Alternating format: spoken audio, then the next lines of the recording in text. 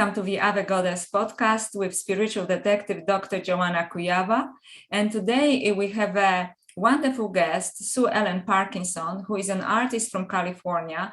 And I came across her beautiful artwork when I was writing my book, The Ave Goddess, Mary Magdalene and the Goddesses of Eros and Secret Knowledge. And what really touched me when I looked at Ellen's paintings is that they represented Mary Magdalene in a similar way that I imagine her in my book. And so I would just explain for you also, Ellen, what I meant, because for example, in part 2 of the book, I talk about Mary Magdalene and the Gnostic Gospels, where she's portrayed as somebody who was the favorite disciple of Jesus and also a bearer of wisdom. Of great teachings. And I always imagine her like that, especially in the Gospel of Mary Magdalene and the Gospel of Philip, which I heavily rely on. And then in part 3, I discuss the possibility of Mary Magdalene in southern France, when apparently she spent her late years, according to the Golden Age legend from the Middle Ages, where she again is portrayed as somebody who arrived on the shores of southern France with people who accompanied her, and then she was very learned and very beautiful. And also I loved how you portrayed her later as an older woman. Because very often in traditional paintings that you see in church, and I was brought up as a Catholic, you always see her in this penitential mode. She's always asking forgiveness, and she is almost like rejected. And she's also portrayed as this, young babe, and it just didn't work for me at all. So when I saw your paintings, I felt like, this is it, right? Because you also had the courage to portray her as a wise woman, and also in her later age. And the same goes for your other portrayals of other biblical female figures. So enough about that. So tell us how you came up with this idea, and if you prefer to start with this, or would you start to talking about your spiritual journey first, how you arrived at the idea of portraying Mary Magdalene and other biblical women? I think I just want to respond to what you just said. One thing is that you're saying that you've been studying her and working with her, and you've come to these certain conclusions or feelings about who she was, because let's be real, it was 2,000 years ago and nobody really knows. So I think it's so interesting, Joanna, that people like you and like myself here on the other side of the world have found her and felt her spirit to be so similar. And it was really important for me to start portraying her not only as an older woman, but sometimes as a woman of color. And that came by request from people who saw my work, women of color who said, please paint Magdalene as a Black woman, as a brown woman, because I really think that she represents all women. She embodies all of us. So I want to go back a little bit. One of the things that I've been wrestling with, working with my entire adult life, is this idea of the power of imagery. And I came across a quote by Carl Jung probably 30 years ago, and I'm paraphrasing here, but this is really close. He said, imagery is the psychological mechanism for transformation. Wow. And I remember reading that and thinking, I wonder if that's true. And if it is true, how powerful that is. And here we are in a culture that where we're just inundated with this imagery of women, where we're all supposed to look a certain way and be a certain age. And other than that, we just aren't seen. So that's been a huge motivating factor for me. As a young woman, I was working as an art director in a publishing house down in Los Angeles, and I had been promoted to art director my promotions went boom, boom, boom. I just went right up there to the top, and I was doing a great job. I was winning awards. My department loved me. I was meeting all my deadlines, but I felt like, when are they going to figure out I don't belong here? When are they going to figure out that I shouldn't really have this job? And then I remember reading an article, and I think it was in Ms. Magazine. Thank you, Gloria Steinem. And it was about 4 CEOs, all very successful women. And one of them spoke up one time at lunch and said, I feel like they're going to figure out that I just don't belong in this job. And all the women spoke up and said, yeah, I feel that way too. And then they explored it and kind of pulled the whole feeling apart for themselves. And what they discovered was they didn't have any imagery that represented them when they were growing up, of women in positions of power. And I thought, that's it. And I went in to my job and I asked for a raise, a long overdue raise. But what happens is when we aren't represented and our stories aren't told, it's so easy for us to become disempowered. Yes. Yes. Not just externally, but internally, we disempower ourselves. So this has been a huge thing that's been motivating me in doing this. And now I'm going to go back a little bit because I really jumped ahead of myself here. I just wanted to say that I wasn't raised as a Christian. I grew up down in Los Angeles. My dad was an adamant atheist. And I think my mother was, probably a secret Methodist, but she let him rule the roost. And so we never, but even with that, even though I wasn't raised in a Christian family, I grew up thinking of Mary Magdalene. Of course, I heard about her. I thought of her as a repentant prostitute, like you just said. And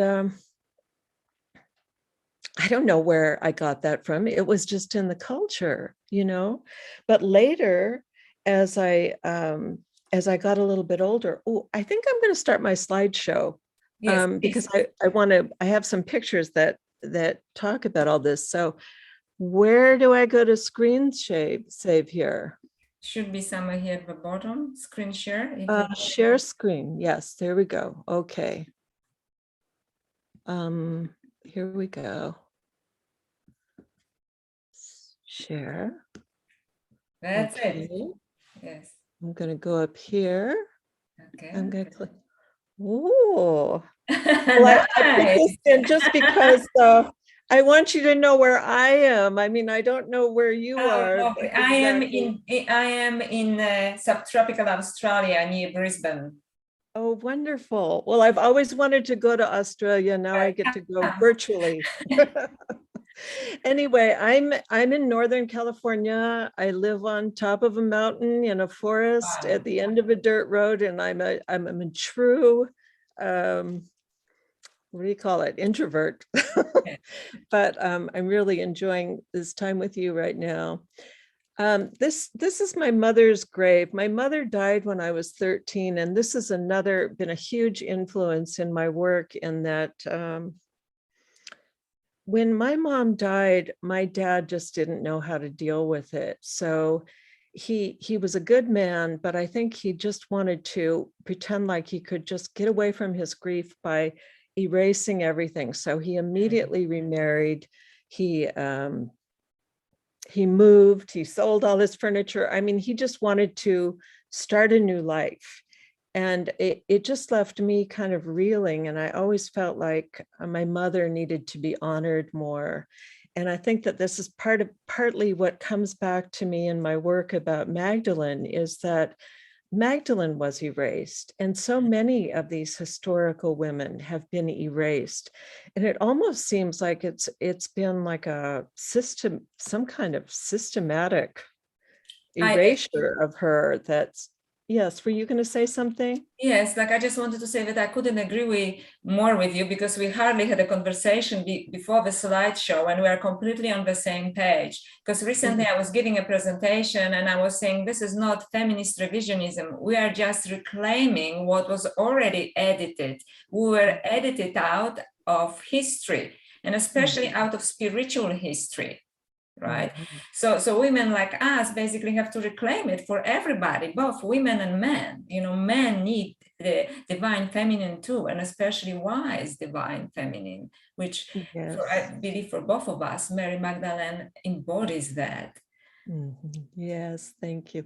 We are on the same page. So this was my first painting. Beautiful. And I was, it's called Magdalene, Beloved and Sovereign. And I just entered it with the thought that I wanted to get to know her on my own terms. I didn't want, I just remember when I was painting her, I was just asking, who are you? And I started to feel this opening happening in my own heart. I felt lifted, which was completely unexpected. That was not what I was expecting. Now, over to the right here, I have a list of her identifying symbols. And you might think this is a silly thing to talk about, but just like this point that we were both making, that she's been so erased, she's been so minimalized. And yet, when you look at these old biblical paintings and you read a caption, they'll name every single male that's in there, and she might be there with one of these identifying symbols, but she's not mentioned. And that is why it's important to learn these. So she's often shown holding either a red or a white egg. She wears red, which is the color of spiritual authority. She's often shown with a skull. She'll be shown with an anointing jar. This is probably the one we see her with the most. And that's usually an alabaster jar. She's shown with a skull, a book, a mirror, tears. She's very emotional.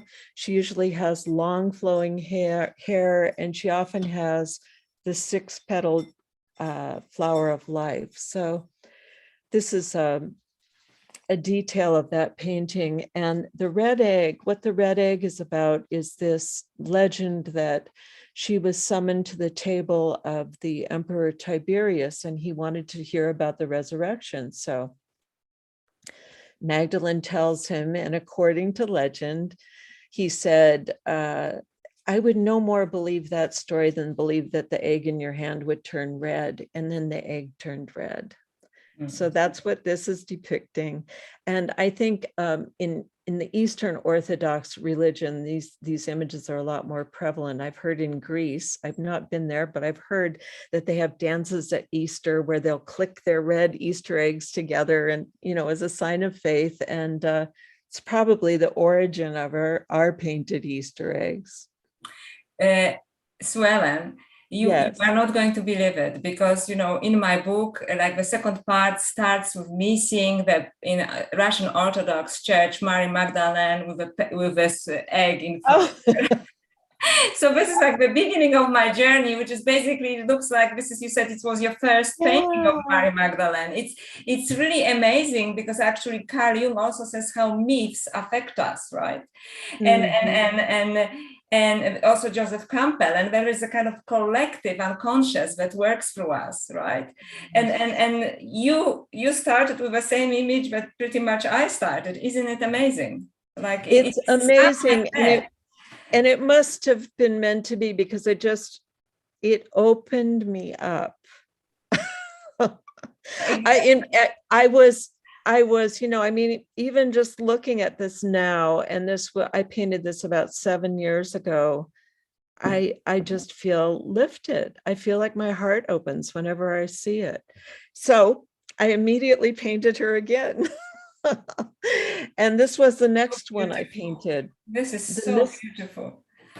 The mystic Mary Magdalene, and she is the patron saint of contemplatives, and she's been beloved by so many mystics, including Saint Francis and Teresa of Avila. You go on and on. She's just been loved all the way along. So I have her symbol of the skull in this one.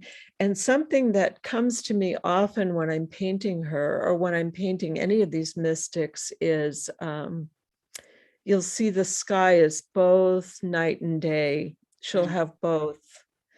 And she's got the flower for life, and then she's got the skull. So there's a real union of opposites seems to be a big part of the message that I get whenever I'm painting Magdalene. That's so beautiful. That's a stunning painting. That's an absolutely stunning painting. And I love the symbolism because I was also looking at similarities between Mary Magdalene and Hindu goddesses as well. And, some of them like Kali are also portrayed with the skull, which is also a sign of renewal. And so this is just amazing. This painting is just so beautiful, and speaks straight to your soul. I'm sure that people who watch this video will feel the same. It's a stunning painting, not only artistically, but also spiritually, speaks to your soul. And I guess this is a grace, right? Yes, I'm going to show you a detail now. Oops, let me see. This is the painting that I use to practice Visio Divina with more than any other. And are you familiar with Visio Divina, the practice? Maybe it's an old Benedictine practice where you will meditate upon an image and let it speak to you through your own heart. And I have, let me see, so I have some of my dialogue with her, and you can see if this resonates with you, Joanna, but these are the kinds of things that I hear from her that are just totally supportive, always supportive, always encouraging. She says, when you are true to yourself, you are true to me. Not follow what I say or I'll throw a thunderbolt at you. It's like, be true to yourself. When you align your actions with your heart, you are in alignment with me. When you listen to the world with your heart, you hear my voice. When you tend to your deepest grief, you tend to mine. We are not separate. We are of one piece. I get that message, versions of that message of connection all the time. And it makes me think so often that, we can all lift one another up because we are connected. So every time one of us rises, we're pulling all the rest of us up too. So this one is the arrival, a celebration of sisterhood. And it was one of my earlier paintings of her. What it's depicting is this legend. Now, when I first heard about this legend of Magdalene being set off in a rudderless boat, and she arrives in the south of France. Now, there are a lot of variations on this one, yes, but I'm just taking one here.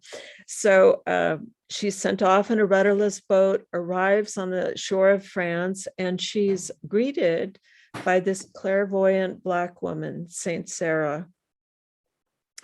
And so that was, what I was depicting in this one. Once again, you see an anointing jar down there at the right. You see Sarah's provisions. And once again, night and day, the merging of opposites, and her boat in there. It's not like, I don't know what to say about this painting, except that I really feel like it was a message to me to work with all women and to honor all women. I just love all the images of Saint Sarah. Which is also called the Black Madonna by the Gypsies. I was told by somebody from France, Veronique Fleol, with whom I do some interviews, that on the 24th of May, they, come en masse. It's an annual pilgrimage, to honor the Black Madonna, Saint Sarah, or Black Sarah, as she was welcoming Mary Magdalene in southern France. So this is such a beautiful, beautiful story, and another stunning painting. Yeah, thank you. And they still make the Gypsies, the Roma people, I think is preferred term. Yes. They all make this pilgrimage every year to this little village in the south of France. I think it's Santa Maria del Mar. I'm probably butchering the name there, but they all come and they're playing their music, and they take the statue of Saint Sarah down to the ocean, and the women are dancing, and they wash her in wine and honey. Oh, Isn't wow. that beautiful? Beautiful. And Yeah. what a beautiful image of Sarah. What a beautiful Yes. image of Sarah. Yes. And Thank of you. sisterhood, as you said, Mhm. Beautiful. So this is one that you requested. My Magdalene befriending death. And I have painted her with her symbol of the skull before, and I wanted, probably because I'm getting close to 70, I wanted to soften all these edges, these hard edges that we have around fear of death, and just work with integrating it a little bit. I wanted her to be befriending death and maybe curious about it. There are the butterflies of renewal, and I also put the honeycomb. I put a honeycomb in there a lot with Magdalene. I heard that she was called the queen of the honeybees in the south of France because her words were so sweet. So I like this idea of her manifesting sweetness, kindness, nurturing. And what I love about this painting is also portraying the mature beauty of her, the mature beauty of a woman, because as we were saying at the beginning, it's somehow not accepted by the patriarchal society. A woman after a certain age becomes invisible, and here she is in her beauty, in her wisdom. Yes. And I think because of her age, the wisdom is even more apparent, right? The softness is more apparent, the spirituality is more apparent. And for me, she also exudes a peace and acceptance, right? Oh, it's so beautiful. Thank you. Well, that's what I wanted to do. I got a little bit uneasy when I was doing it because I didn't want to, I didn't want to minimize the pain that people feel around death. I mean, it's very hard to lose somebody that you love, but I felt like I will be doing more of paintings like this, I guess is what I'm saying. I actually had a poem here that I wanted to read, but I'm not finding it. Oh dear. Oh well, I'm going to give it up and go on here. Okay. That's Here's a stunning picture. Yeah, beautiful. And I like the play of light and shadow here, and very beautiful and so focused, very meditative, but also focused, not just, in surrender, but just very focused, right? I love her gaze and I love her hair. Thank you. And the smile, almost like a soft smile, like the smile of knowing, I would say. I would call it the smile of knowing. Like she knows. She understands. Yes. Okay. I'm still looking for this poem. I wish I could find it because it's so beautiful. It's called Saint Francis and Sister Death. It's by a woman who I just discovered over the past year. Oh, well, I'm going to go on here. So this is another one where I wanted to show Magdalene as an older woman blessing, the next generation. And there is the tree of life behind her there. And this is the traditional tree of life, has all these blessings that I've written, which is love, wisdom, grace, compassion, honor, humility, strength, courage, truth, clarity, understanding, healing. And the last one is light, but I changed it to creativity because I just couldn't not put creativity on there. And I ran out of space. I ran out of space. Oh, goodness. Very beautiful. And you know, when I was doing it's beautiful. And another parallel, because when I was doing research on goddesses, you know, the most ancient Western goddess is goddess Ninma, and she's portrayed with the tree of life. Oh, good. And I always made a connection between her and Mary Magdalene, although my connection was completely intuitive, just looking for symbolism, you know, it was mythological connection. And here you are, you know, Mary Magdalene blessing womanhood. And I think that also she's blessing us, you know, people who came after her, who want this wisdom, you know, who want to be in spirit, who want to connect with the divine feminine. And the tree of life, this is just, as I said, it must be in some collective unconscious, you know, that we are connecting on this level without ever talking about it. Another stunning painting. This is one of my favorite. Let me see if I have I have an enlarged view of this too. So just a little background information on this particular painting. This is a very dear friend of mine, Franny Resendez, who was a wonderful poet and wonderful human being. And she was actually dying when I took this picture. And that is her daughter at her feet there, her daughter Tessa. So is it actually her? Is it her and her daughter? Yes. Yes. And I think that that's why there's so much emotion here. There's so much visible tenderness that you see. Yes, great tenderness. And just such a genuine emotion, you know. Wow. And I usually use her daughter, Tessa, as my Magdalene model. It was just sort of on a, you know, at a last moment, I said, let's switch and put your mom in the Magdalene seat. And as soon as I did, I got chills. It made it so much more powerful. I mean, not that I don't love my paintings of Tessa. She was the model for those earliest paintings that you saw. But let me see if I have another one here. So this is from the same sitting. And I had originally thought I would put Tessa, the younger woman who's at her knee there, in the Magdalene seat, but I just switched them out at the last minute. And you can feel the difference. It's so profound. Yes. The older woman had to be in that seat. Yeah. And on it. And on it as the beloved. Right.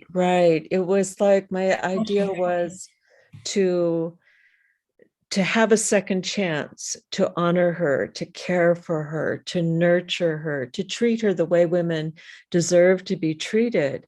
And at the same time, I was painting this up in my little mountain cabin out here in the boondocks.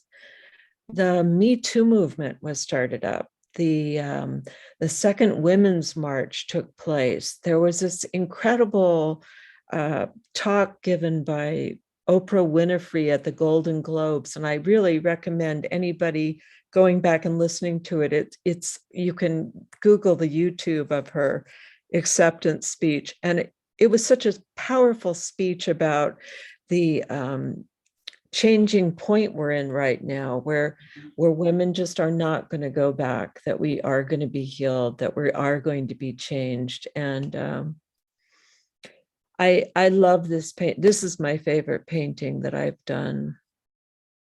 It is beautiful. The Healing Circle. The Healing Circle.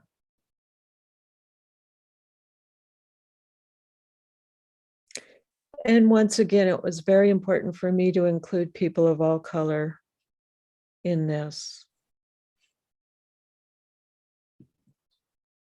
So this is a mother of mysteries in this region where Magdalene is said to have lived and taught and healed for 30 years in France. There's also been over 200 statues of the Black Madonna found there. And they're often associated with oak trees somehow. Like one of them was, or several of them have been found in the hollows of oak trees. They've been found at the roots of oak trees. I think one of them has acorns carved around underneath her petticoats. And so I included the oak there.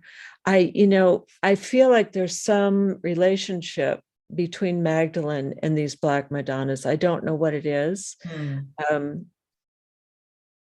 But it's just a mystery that ignites my imagination. So I keep painting the Black Madonnas right alongside all of these paintings of Magdalene. It's another beautiful painting. Because very often in some cultures, oak also stands for longevity, but also for strength, as unbreakable, so maybe, I don't know, but it would be nice. And is it a hummingbird? Yeah, the hummingbird. The hummingbird is actually a personal symbol for me because I probably had I've had several, but one of my samadhi moments was I was coming out of a bad relationship maybe 15 years ago or something. And you know how when you're in a bad relationship, you just have all these cyclical thoughts going on all the time and you're anxious and upset. And I was just coming out of that and getting myself into a peaceful place again. And I remember it was summertime. I had my window open and there was a big petunia hanging down just outside my window. And I was laying in bed and I heard the hummingbird's wings.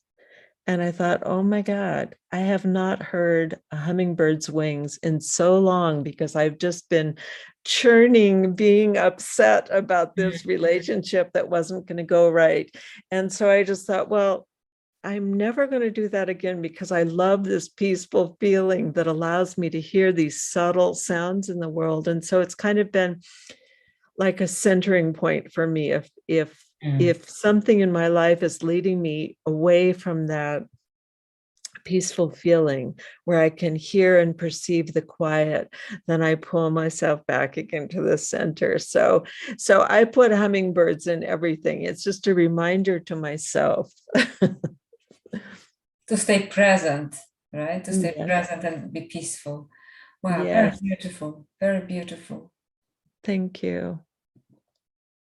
So I did this painting of Eve. Now this is I put in a few other images that I've done at the end here. I don't know where we are time route wise. And don't worry about the time. Yeah. So yeah. Okay. So this is a painting of Eve I did, and I just thought I want to do her as a happy grandmother who isn't troubled at all by eating her apple. And I gave her a apple seed necklace, and she has apple blossoms in her nimbus, and she's got the serpents there like a spirit guide. Yes. And I called it Guided by Stars. And I have to say, I posted this one on Facebook. And it just went viral. Women wanted to see a happy Eve. We have so many, we have so many images of her being frightened and repentant and covering herself up. And I came across this little quote by Glennon Doyle in her book, Untamed. She said, maybe Eve was never meant to be our warning. Maybe she was meant to be our model. If women trusted and claimed their desires, the world as we know it would crumble. Perhaps that is precisely what's needed to happen in order to build. I totally love it. I love this painting. And for me, because she, like Mary Magdalene, was completely vilified. you know, Yes. by the patriarchy. And I love it because as when you say a guiding spirit, because in many cultures, actually the serpent represents wisdom. And she, Yes. for me, the whole story was absolutely, you know, misunderstood. She's eating from the tree of wisdom for me. Yes. And I said, I want that fruit. I'm telling people, I am eating from the tree of wisdom. You know, I'm not, I want that wisdom, you know, it's in Gnostic call it gnosis, right? The truth, the wisdom, the spiritual experience. I'm not staying away from this because this is where true empowerment lies, spiritual empowerment. And so I love this painting because she is in peace with her choices. And I tell you, in my opinion, she made an excellent choice, you know, because she went against the prohibitions and she says, no, you know, I deserve wisdom. I deserve gnosis. And now I know. Now I know, right? So I love it. I mean, look, this is maturity again and wisdom and again, like acceptance, I would say, and true understanding, I would say, again, on her face. I love it.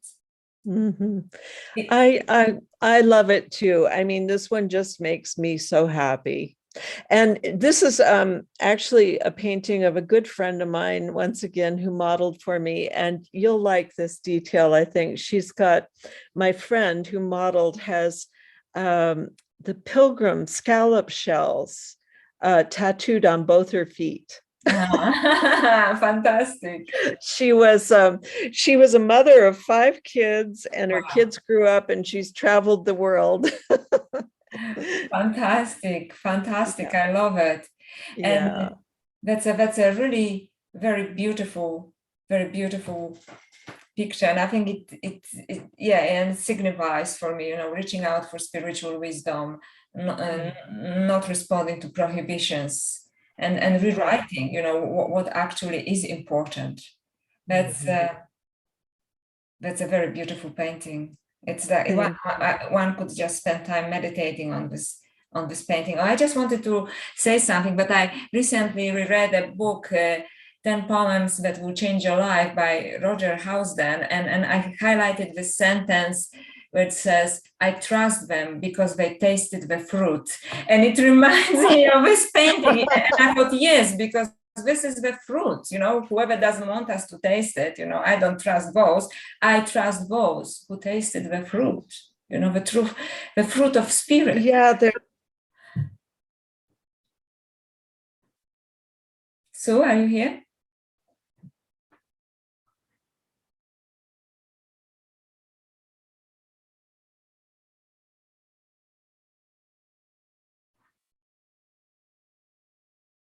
Was the first grown up, you know, she took risks, and she was. What's life without risks, right?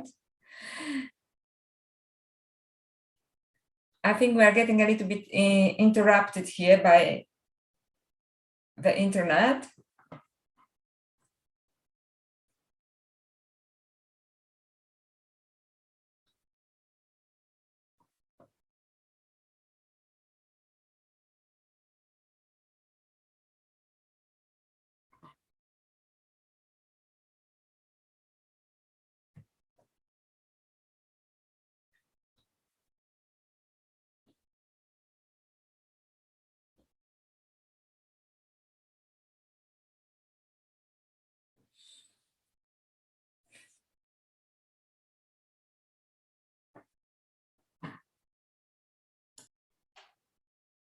We are back. Okay, good. I'm sorry, I don't know what happened.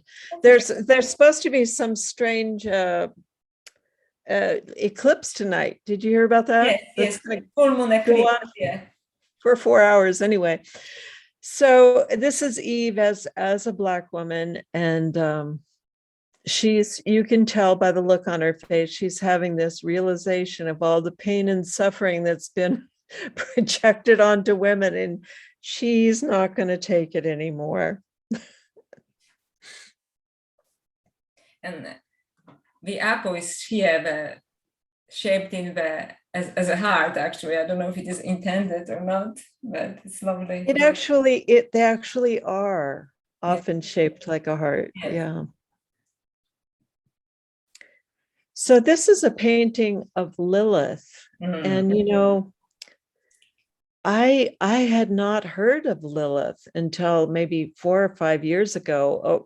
I work in a cooperative gallery, and a woman came in and said, "Oh, you need to paint Lilith." And she proceeded to tell me that Lilith was Adam's first wife, and apparently she refused to lie beneath him, so she flies off, and then she's demonized, right? I mean, in fact, I've even seen paintings of her with the serpent talking to Eve, and it will have a little Lilith face on the end of it. So I'm resurrecting Lilith, and this one I just wanted to love her and have her in a world of abundance, you know. So she does have her beautiful black wings, but she's in a garden. Wait. But she is not. I'm sorry, I didn't hear. I said she's in a garden. She's in the garden, yes. Mm-hmm. Before the expulsion, of course, you know, she's like an empress in the garden. Yeah, and I really love this painting. This is one of my favorites, I think. This is one of, it's called Indwelling Peace, and I had this epiphany. I went to France and visited Magdalene's sacred sites with my good friend Kayleen Aspo. And I had this epiphany that I don't know if I'll have time to talk about. But when I came back from France to the States, this was the first painting I did. And I was just kind of vibrating with all this experience of having, you know, been to La Baume, the cave that she lived in, and so this is her arriving on the shore of France, and I was feeling all this turbulence, but also that she had acquired this state of peace, that she just couldn't be rattled anymore. She was centered in that. So it's called Indwelling Peace.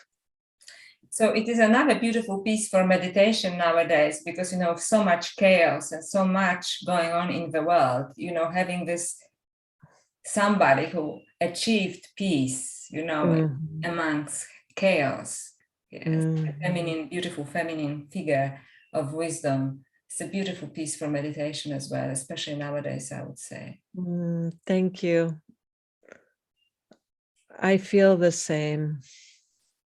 Beautiful painting. So this was another painting that I was requested to do by women of color. They said, please paint Magdalene as a Black woman. So I did. So I have her identifiers in there. I have a white alabaster anointing jar in the skull. She's under the moon. I thought Invite the Moon was the title that came to me. I just felt like this beautiful creature deserved to be invited. And when I did Visio Divina with her, the message that I got was, I have always been with you. That's so beautiful. And I must say that I love the sensuality of this picture as well. She's just so comfortable with her womanhood, with her sensuality, with her sexuality. And it is the way, I guess, a woman feels about herself, right? Not as it is kind of upon a woman, you know, as some kind of sex kitten or something, which is always vilified or in some ways ridiculous. But she is in complete peace and in acceptance of her sensuality, and this is actually part of her beauty and part of her wisdom. You know, this is I am as I am, and this is I am a woman, and this is how I look. And not how It's not like she's trying to be seductive. No, she's just relaxed. Yes, she's just relaxed in her world, and she's gorgeous. That's beautiful creature. Yes. Right. Beautiful painting. So this was this was the epiphany that I had when I was in France, because I had been staying at a monastery, and I had these great dialogues with these priests in Ireland, actually. But one of them gave me this article, and it started off talking about how how Magdalene had these 7 demons cast out of her. And this is something that you hear over and over again about the 7 demons, And my feeling about Magdalene was that she wasn't riddled with demons. That is not my perception of her. So I had this insight that what it was she had these things that were making her crazy inside because they were lies that were projected onto her. So I have Jesus pronouncing the 7 truths, which kind of, I thought, well, what would the lies be? What would the truth be?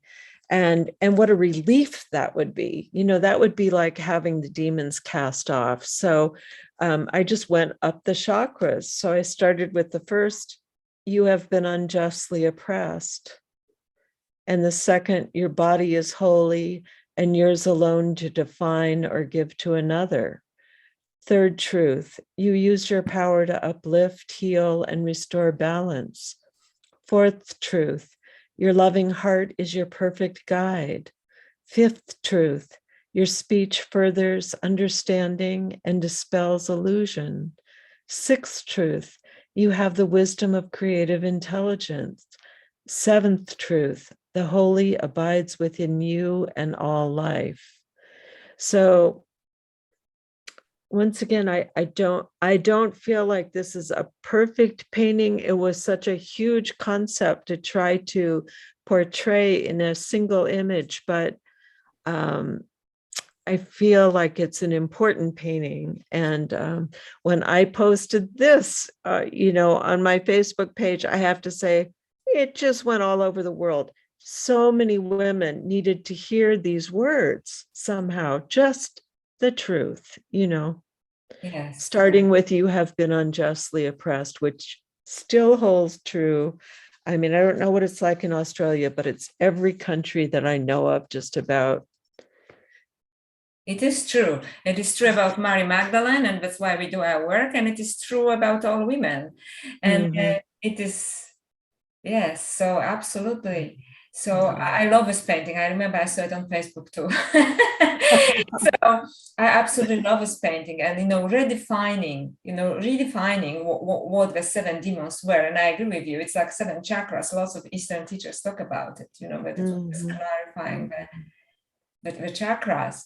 So I love this painting. And again, I would say that for people who are watching this video, when you watch it, just pause at any painting and meditate upon the one that speaks to you. And it is one of them. And again, it has a great universal value as well. It really, it moved me. It shifted something deep inside of me to create this image. I needed to create this image for myself. So I'll go on here. I don't know how many more I've got on. Oh, this is one that I did towards the end of COVID. I mean, not that we're at the end, but it was, the end of the first year probably. And I didn't have a model, so I was kind of reworking older images that I had. So I just had a flash of seeing her like this, which is, by the way, this is the symbol of a teacher. So she's coming to us as a teacher. She's holding her anointing jar as a healer. And she's pointing to the honeycomb with a honeybee.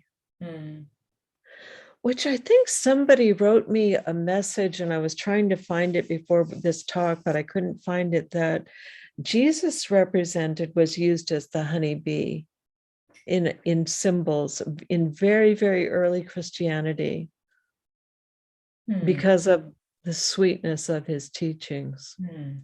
I can't confirm that, but I've got to look it up.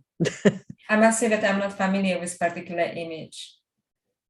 I know that the kings of France later used, a different village image, and they did it made it into Lily, but I don't know. It's quite possible. I just didn't know it. So for me, it's something. Well, at this point, I'm just trusting whatever comes to me.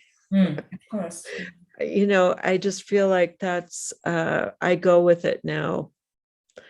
And when I did Visio Divina with this one, the words came, be like a honeybee gathering nectar and share the honey with all the world. So this is a painting of Magdalene and the Black Madonna. I did this after, I think I mentioned that I feel like there was some kind of link between Magdalene and this Black Madonna. I like to, in my own imagination, imagine them as being cohorts, this team that somehow were working to benefit the world together. I painted this when President Trump was president. I'm glad he's not anymore, but he was, separating children from their parents at the border. And the Mexican people in my town were very, very frightened. So, like they did in many towns in the United States, we went to our city council and said, we want to become a sanctuary city. We don't want these people to be frightened. We don't want them to be terrified. And I was so happy that when I walked into the city hall, it was just packed with people of that sentiment. They did not want that going on in their community. So we did become a sanctuary city, and then shortly thereafter, California became a sanctuary state. So I put a little California sister butterfly up at the top, and it's titled Justice and Mercy.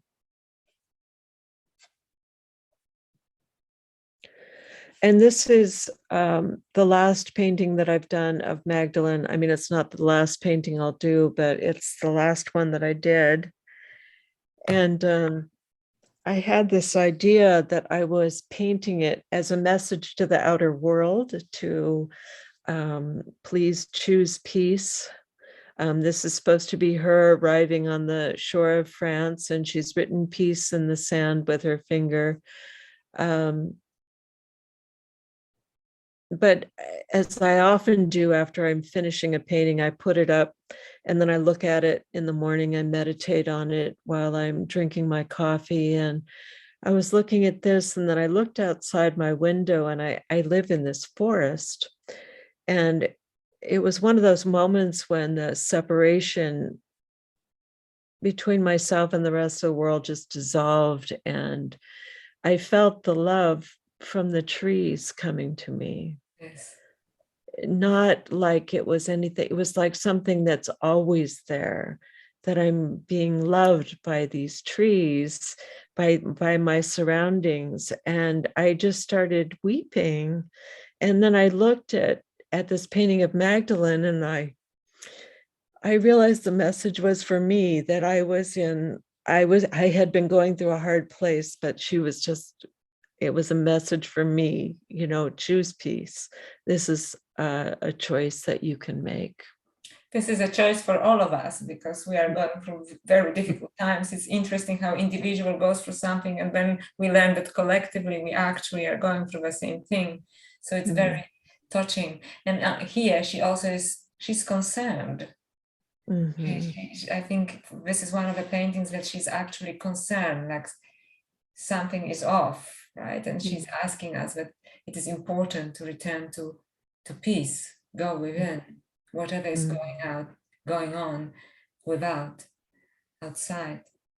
Another beautiful piece. Thank you. I think that's my last one, Joanna. Thank you so much. Maybe we can stop sharing then. Yes. Thank you, Sue Ellen. That was beautiful. And for our viewers, I thought I would be interviewing a painter that I really admire, and I realized that I'm interviewing a mystic who is a painter. So thank you so much for sharing this with us. And Sue Ellen, if somebody wants to buy your painting, where should they go? I'm going to leave a link to your website. I think we are being disconnected again. Are you back? We're back. You are back. You are back. So Okay. I would just repeat that when I started interviewing you, I thought I would be interviewing a painter that I admire, and I realized that I'm interviewing a mystic who is a painter. So any of his images can be used for meditation, and people who would like to buy your paintings, I'm going to leave a website, your website, link to your website at the bottom of the video, in the description of the video. But would you like to direct the viewers somewhere else as well? Or is it your website that is the main source of? I think the website's the most important, and it's just SueEllenParkinson.com. Thank you so much. I really, really appreciate what you shared with us here from the bottom of my heart. And I can see, that that's why your art is so powerful, because it comes from real experience. It comes from the spirit, from the soul. It comes from the heart, So as I said, I just kind of suspected it, but I actually just loved the paintings because I resonated with them. But I realized that obviously a wisdom and a spiritual experience comes first to be able to even create and be open to the flow from somewhere to create something like that. So great gratitude towards you, Sue Ellen. Thank you so much. And that was simply wonderful. I have no words for it. So I will end with this. Yes, please. I want to thank you too, Joanna. It's been such a pleasure meeting you. And isn't it amazing technology that we can speak? It's an amazing technology and so many amazing parallels that, on our journey, but I didn't want to go into it, but even like through the book, I started with this, you started with this painting, and I started with this, similar painting somewhere in Jerusalem, and this is what really threw me on my journey, Mary Magdalene, to discover Mary Magdalene and to rewrite Mary Magdalene from the spirit level, to return to her what is rightfully hers. And by doing this, we claim our own spirituality as well as women, what was taken away from us. So I'm just in awe and in gratitude. So we'll stop talking right now. Thank you, Joanna.